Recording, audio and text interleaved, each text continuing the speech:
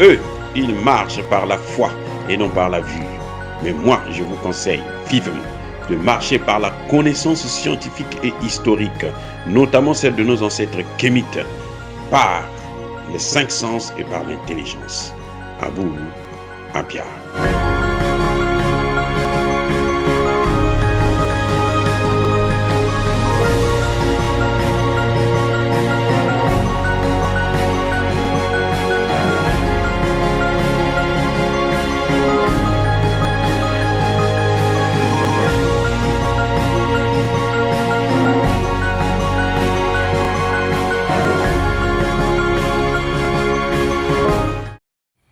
Otep à tous, bienvenue sur la chaîne des panafricanistes par essence, par conviction et par excellence. Celle des citoyens kémites par nécessité et obligation de combat. Nous sommes une chaîne qui n'est guidée que par nos ancêtres et rien que par les ancêtres qui appartiennent à l'égrégore du monde noir. Par conséquent, nous ne croyons en aucun Dieu venu de l'étranger. Toutefois, cette vidéo n'est aucunement destinée à inciter à la haine ou à la violence, car nous menons un combat qui est d'abord et avant tout spirituel, intellectuel et démocratique. Ensuite, il est politique, géopolitique et géostratégique. Contre l'impérialisme, le colonialisme, le néocolonialisme et l'endocolonat, qui sont tous des crimes contre l'humanité. Nous menons ce combat sur la base du principe fondamental que nous avons hérité de nos ancêtres kémites, qui est celui de la Mahat, c'est-à-dire solidarité, vérité et justice. Vous êtes donc en droit de connaître la vérité et nous avons l'obligation de vous dire la vérité, rien que la vérité, afin que justice soit rendue au continent africain. Et ça, c'est notre modeste contribution dans cette noble lutte en faveur de la souveraineté, la dignité, la solidarité et l'unité africaine. Ça, c'est ce que nous appelons le panafricanisme. Bien-aimés frères et sœurs, Emmanuel Macron est perdu. Emmanuel Macron n'a plus le contrôle de la situation. Emmanuel Macron ne sait plus où mettre la tête. Emmanuel Macron a perdu ses pouvoirs. En fait, Emmanuel Macron est fini. Emmanuel Macron est à genoux. D'abord, spirituellement parlant. Je vous ai déjà dit dans plusieurs de mes vidéos qu'il y a deux mondes. C'est écrit d'ailleurs dans la Bible aussi. Il y a le monde spirituel et il y a le monde matériel. Dans le monde spirituel, Emmanuel Macron est fini. Emmanuel Macron ne sait plus quoi faire. Il y a des signes. Vous savez, dans le monde matériel, vous avez vu qu'il y a eu la cathédrale, Notre-Dame, qui a explosé. Il y a eu incendie là où on fabrique le CFA, là où il y a l'argent que la France vole chez les Africains. Et Emmanuel Macron, depuis un certain temps, circule dans le monde entier pour chercher plus de pétrole, plus de gaz. Il est allé en Afrique, notamment en Algérie. Là-bas, il est sorti de là bredouille. L'Italie était passée avant lui. Il est allé dans les autres pays africains. Ce ne sont pas de très gros producteurs pour qu'ils puissent influencer la donne au niveau international. Emmanuel Macron, aujourd'hui, ne s'entend pas avec la Turquie. La Turquie lui a même dit, mais regarde un peu ta situation coloniale, assume ton passé colonial. Emmanuel Macron est en froid avec l'Allemagne. Emmanuel Macron a des problèmes avec la nouvelle première ministre anglaise, Liz Truss. Emmanuel Macron a des problèmes avec la nouvelle première ministre italienne. Donc Emmanuel Macron est entouré de ses ennemis. Mais d'où vient cette malédiction de Macron? D'où ça vient? Vous avez des pays et des dirigeants comme Nicolas Sarkozy, qui est venu, qui a délogé Gbagbo, qui a détruit la Libye. Et de là, bon, ils ont pris des mercenaires, ils les ont envoyés dans le Sahel. Et, comment dirais-je, François Hollande est venu les installer au Mali. Alors, quand Emmanuel Macron arrive, malheureusement pour lui, nous sommes au début maintenant d'une nouvelle ère. Celle de où le monde des méchants, ce monde satanique-là, ne peut plus avoir la force. Voilà là où vient la source des problèmes d'Emmanuel Macron.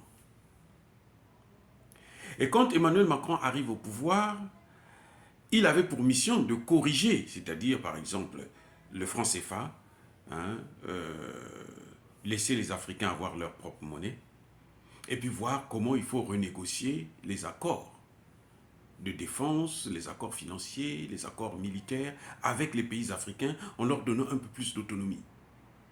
C'était le rôle que Emmanuel Macron devrait pouvoir faire parce que tous ceux qui sont passés avant ont mené une politique de domination, de colonisation, d'esclavagisme.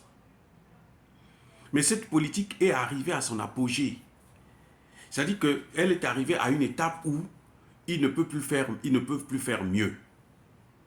Donc le rôle d'Emmanuel Macron, c'était de venir maintenant pour changer la donne, pour chercher à maintenir la puissance française vis-à-vis des pays africains, mais en leur accordant un peu plus d'autonomie, comme par exemple l'Angleterre le fait avec les pays anglophones. Par contre, quand Emmanuel Macron arrive, il veut exactement faire la même chose que les autres, que De Gaulle. Alors qu'il n'est pas de la même génération que De Gaulle. Il n'a même jamais vu De Gaulle, puisqu'il est né beaucoup d'années après la mort de De Gaulle.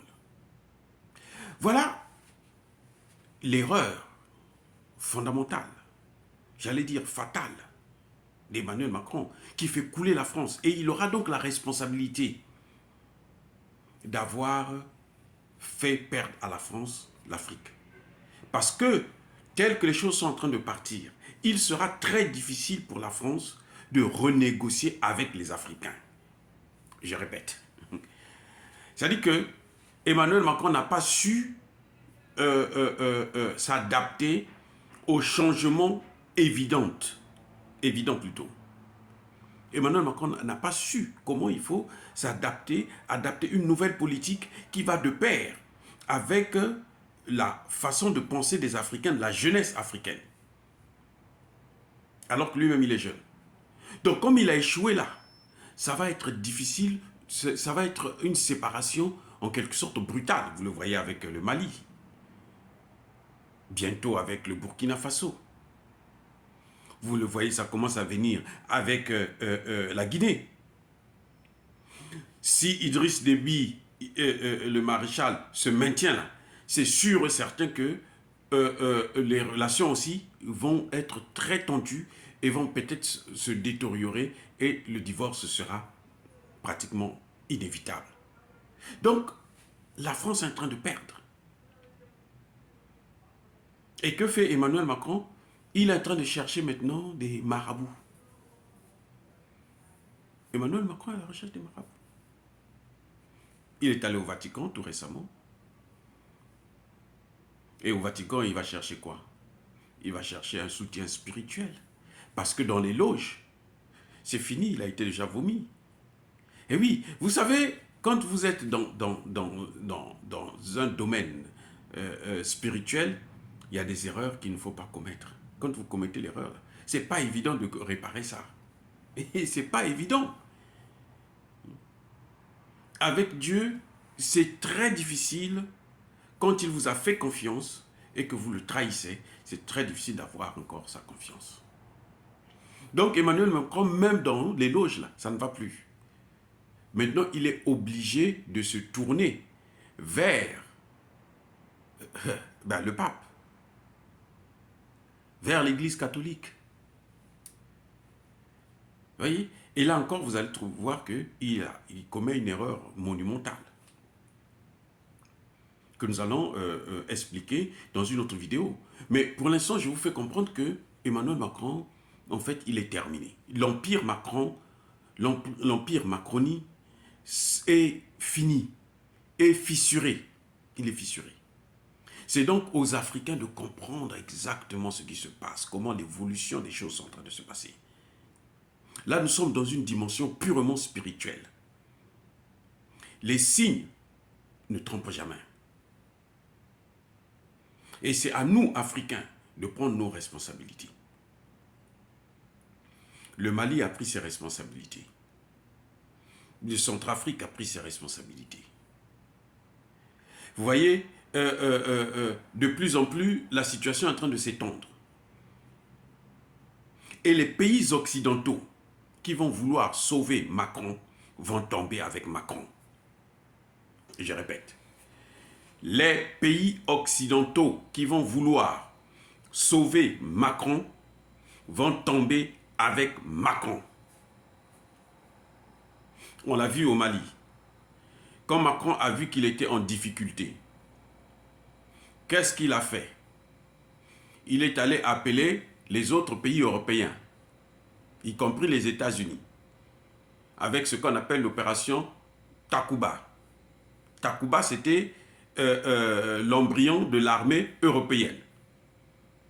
Mais puisque Macron lui-même est mort, son empire est terminé, qu'est-ce qui s'est passé? Eh bien, Takuba aussi est parti. Takuba est même parti avant, avant Barkhane. Takuba était pratiquement un mort-né. Et c'est ce qui arrivera à tous les pays qui veulent chercher à sauver Macron en faisant exactement la même politique de domination dans un continent où la jeunesse a pris conscience qu'on ne peut plus continuer comme ça. Il faut que ça change.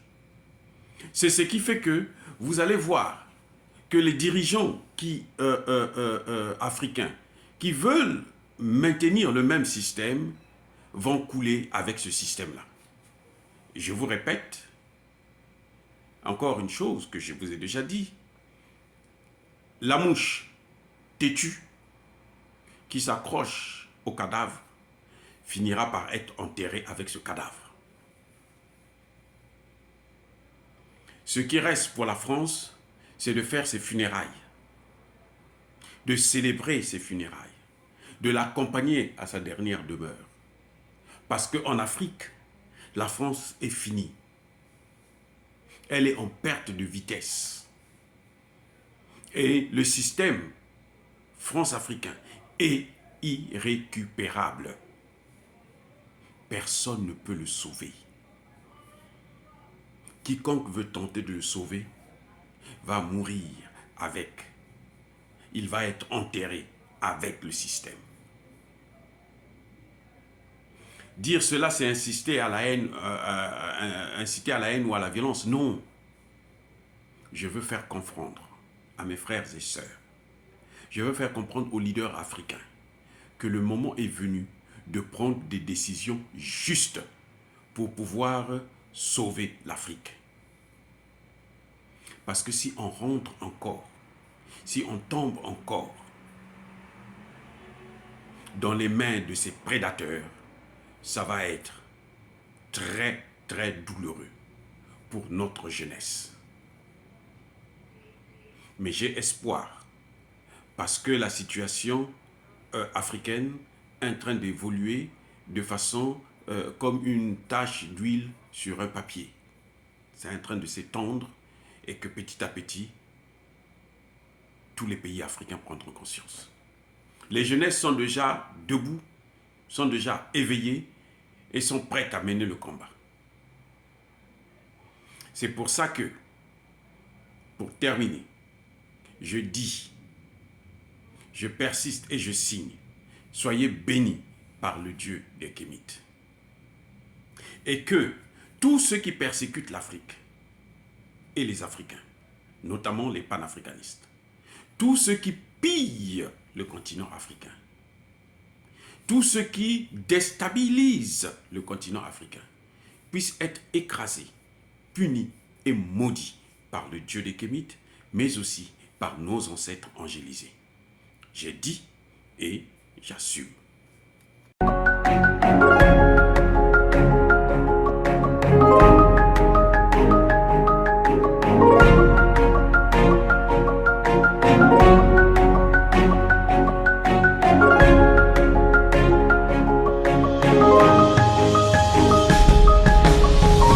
Bien-aimés frères et sœurs, vous connaîtrez la vérité et la vérité vous affranchira. Ça, c'est pas moi qui le dis, c'est la Bible qui le dit. Mais moi, je vous dis bien, vous connaîtrez la vérité historique, notamment celle de vos ancêtres kémites, et vous aurez une vision globale de ce que c'est que la vraie souveraineté politique. J'ajoute, vous reviendrez à la spiritualité africaine ancestrale et vous comprendrez les enjeux de l'indépendance économique. Et pour terminer, vous accepterez votre identité culturelle kémite et vous obtiendrez deux choses. La première, c'est la paix. La seconde, c'est le développement, à une condition. L'unité de toute l'Afrique noire, l'unité de tous les Noirs du monde entier.